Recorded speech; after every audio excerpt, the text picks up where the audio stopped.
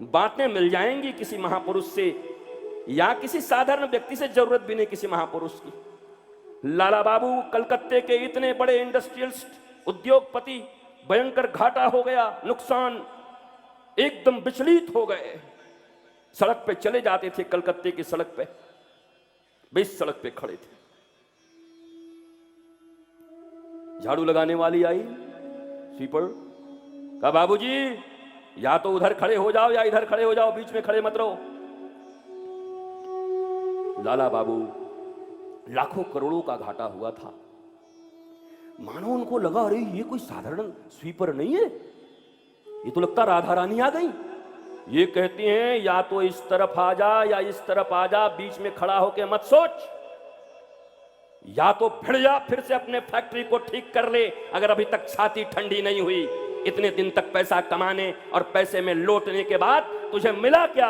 आज दुखी होके सड़क के बीचों बीच घूम रहा है। या उस पार चला जा, या तो संसार की चिंता कर, या एक बार अपने आत्मा से, परमात्मा से, बंसीवाले से परिचय कर।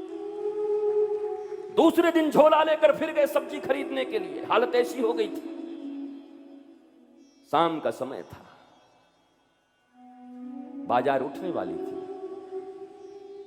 लाला बाबू, ये भिंडी कितने की, ये करेला कितने का, ये भाजी कितने की। अंत में एक बुढ़िया बच गई, बोले बाबा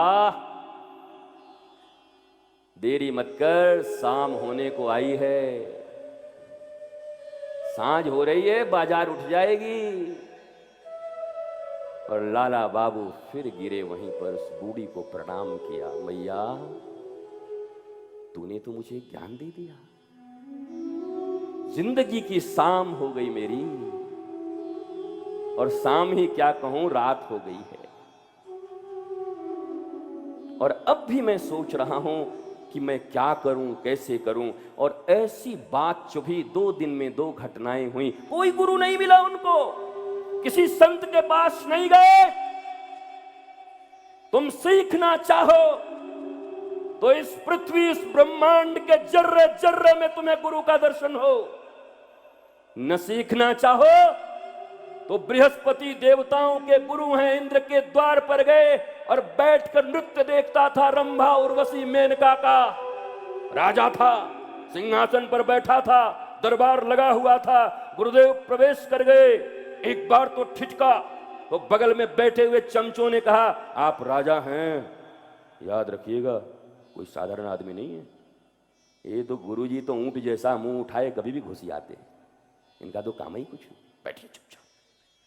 उसने भी ऐसा देखा कि मैंने देखा ही नहीं। ला ला ला ला। कहते हैं एक घड़ी तक खड़े रहे देवगुरु बृहस्पति। उनको लगा अब मेरे शिष्य को मेरी जरूरत नहीं। अपमान नहीं महसूस हुआ उनको।